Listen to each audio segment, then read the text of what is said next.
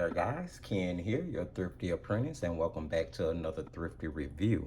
It's been quite a while since I had an opportunity to do a review video, several months now, and I finally wanted to get around to doing the review of this travel watercolor journal that I purchased off of Amazon a couple of months back. You guys have seen a couple of videos done with the paintings in this sketchbook, and it's time. I promised you guys a review several different times, and we're finally getting around to it. So let's jump right in. Here we have SuperiorMaker Art Watercolor Notebook. It comes with the book binding on it, and it is wrapped in clear cellophane. This is pretty straightforward as the packaging gets, very generic, not much to it at all. As you can see, the front panel has some artwork that they've done. It says that it has blank pages. We'll skim on over to the side where it says SuperiorMaker Art Watercolor Notebook. And if you flip it on the back, there's contact information at the website. It lets you know that this is a A5 book, so it is 5 by 8.5. Watercolor notebook. And as you can see there, watercolor is written the way you would spell it in the European countries. And the book was made in China. And that is pretty much straightforward, the entire covering. So I'm gonna go ahead and take that off so we can move on here. So the book comes with 100 pages, front and back. That would make 200 pages. And it has a little ribbon bookmark that is glued into the binder. Mine has come out because I use it so much, but it's nothing for me to just stick that ribbon in there on the page that I need to bookmark, and it works pretty well. I may eventually glue that back in, but it's neither here nor there at the moment. And the book also comes with an elastic band on it to keep the book bound closed when you're traveling or when you're not using it. So pretty straightforward there. We have a moleskin hardbound black sketchbook here with a matte finish. It doesn't have a gloss to it at all. This is cold press, acid free, heavyweight 220 GSM paper. It is made for wet or dry medium, and the paper is actually 10% thicker than your general moleskin notebooks or sketchbooks. So that actually is a great thing. The book, or the pages should I say, of the book are bleed proof, so your paint and your water will not bleed through to the opposite side of the page, which helps with having to back a page whenever you're doing a composition, or if you're not going too far out to the edges. It even eliminates having to use tape to border in your composition. So straightforward, very, very nice sketchbook. As I told you guys earlier, its description says that it's meant for wet or dry media. I personally have found that it works really, really well with mixed media. That's not to say that watercolor doesn't take well on it, because we're going to look at compositions from both. We're going to look at some compositions that were done with different type of water soluble products, just so you guys can get a general idea. So let's just jump right in here. The very first thing I did with this sketchbook is, as I do paintings, I make an index on the very front blank page. That way I can keep up with the products that I've used and tested in the book, just so that when I got around to doing this review, it would be more comprehensive and I can offer you guys more information. So I did tell you earlier it was bleed proof. I do also need to go ahead and throw out that this is not the best sketchbook for blending. So if you are an artist who loves and likes to blend a lot, then this probably won't be the sketchbook for you. I'll go ahead and tell you that from the beginning. However, if you're into layering and your paintings take well, or your technique takes well to layering different layers in order to build your composition, then this is going to be a wonderful, wonderful sketchbook. So let's just jump right on off, and we're going to take a look at a couple of compositions. First, we'll look at, let's see here. Let's look at some tomatoes that I did here. Now, if you guys remember, this is actually a composition that went up on the channel a couple of months back. Here I use, and let's just check the index, we use Caran d'Ache watercolor crayons, we use Caran d'Ache watercolor pencils, and we use super soft watercolor pencils. So this is done from watercolor crayons, watercolor pencils, and super soft watercolor pencils. So basically crayons and pencils. As you can see, the composition came out pretty nicely. Again, I did have to do layering in order to build. The highlights were done with white gouache. I do need to add that to my description, and I remember that now that I'm looking at it. Or maybe, no, I take that back. Those highlights were actually done with the Caran d'Ache watercolor crayons, the white that's in that set. So composition turned out pretty well. It took really well to the pencils and the crayons. They blended out pretty easily and smoothly. I was able to get my tablecloth as well as my shadowing up under each one in order to make them stand out a little bit more. Although I will admit I did get carried away with the shadows a little bit. So let's just take a look at another composition here. Let's see. Let's look at one that has De La Roni watercolors and the Mangio water-soluble oil pastels. So here we used watercolors and water-soluble oil pastels. Again, the oil pastels are sort of like the watercolor crayons, so they sort of give you the same effect on the paper.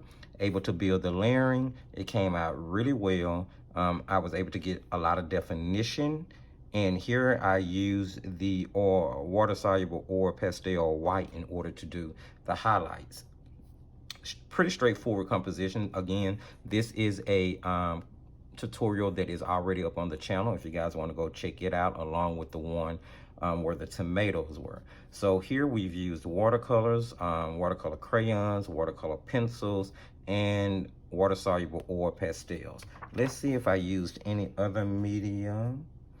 Gouache. So during World Watercolor Month, I did a lot of compositions in this book. Here's one that I did of some fruit, and I was just doing some random things. I used Prima watercolors for the watercolor paints themselves, and then I used Reeves gouache in order to do my highlighting on my slices of oranges here. Mixed media works really, really, really well in this book. And again, that's because it takes really well to layering. In mixed media, you do a lot of layering because you're putting a lot of products on top of each other or into one composition in order to build a complete look. And this book worked really, really well for that. Let's see here. I have some compositions in here that I've started to sketch out and haven't started or completed. Now, here is a composition that was done with, I want to say, Prima watercolors, some Reeves gouache. Yeah, that's what this composition was done with.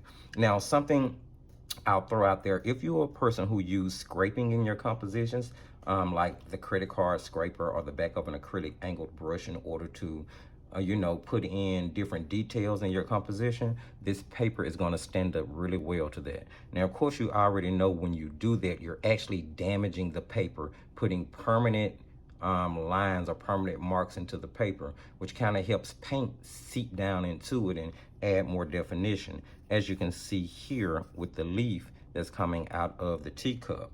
And the paper took really well to being damaged and still holding up to not allowing the paint to bleed through to the back of the paper. I was really impressed with that. Another composition where I used the credit card scraper in order to put in the detailing and the veining of the leaves for this little twig, and composition came out really nice. The paper held up really well to my little credit card scraper. As you can see, again, no bleed through on the back. So there are a lot of different techniques that you can use with this paper and on this paper. It gives really great definition. It holds color really well. And I also noticed that even if you use paints that have a huge shift from wet to dry, because of the layering you have to do with this paper, once it dries, you don't see a lot of color differential in the paints or the water-soluble product that you used. Now, I did not test this book with any acrylic, although I do believe wholeheartedly that this book will hold up really well to acrylic, simply because of how thick the paper is. And I'm just flipping through some other compositions that I did, and all this was kind of done during World Watercolor Month. And of course, I'm just getting back into the swing of things with the videos and the painting. So I probably will be doing other compositions in this sketchbook, excuse me, coming up later on the channel. But I do like to skip around with my sketchbooks, so it may be a while before you guys see this one. Here is a burger that I sketched out and I have yet to start to paint in. So yeah, that's pretty much the sketchbook, straightforward. I mean, there's not a lot to really get into when you start talking about one particular type of paper. So I'll just do a really quick rundown on the pros. The paper lends really well to layering. The paper is thicker than most sketchbook paper. The paper lends really well to being damaged and still holding up to perform. The paper is bleed proof, so you do not have to worry about your compositions bleeding through the back of the paper or onto the next paper. It's a pretty decent weight. You can use it with wet or dry media, which reminds me, do I have any dry media in here? I kind of want you guys to see. I don't think I have a composition that is solely dry media in here, and I should have done one, but I used dry media in a lot of the mixed media compositions, and it layered well to the paints and it took well to the paper. So I have no doubt that it performs really well with dry media. But most of all, I want to say, I think the biggest pro is that if you are a mixed media artist, this would actually be a great travel size sketchbook for you. Some of the cons of the book is that it's not the best for blending, only for layering. So if you're looking for a paper that's going to blend really, really well, I don't think this is the paper for you. And I do believe that's because of the extra thickness of the paper, and that is super, super absorbent. Other cons is that it's only available, as far as I know, from Amazon. You may be able to source it by searching the maker and the name of the sketchbook in the Google Shopping search engine, and you may can find some other carriers there. But as far as I know, as of this point, you can only get it through SuperiorMaker shop on Amazon. So the book itself, I paid $13.95 for. I think that is an absolutely phenomenal price for a sketchbook that has so many great qualities that you can actually use front and back to turn those 100 pages into 200 pages. So would I recommend the book? Yes and no. This is one of those situations where I believe that if you are a beginner to the painting world, especially water soluble products, which tend to be the more complicated of the painting mediums to use according to a lot of artists, then this probably is not the sketchbook for you. If you are one who is going to want to blend and want your paints to bleed and do a lot of blossoming and blooming, then this definitely is not the book for you. However, if you're someone who likes to layer, if you're someone who is into mixed media, layering your wet and dry medias on top of each other, or even your different wet mediums, then this will probably be a great choice for you.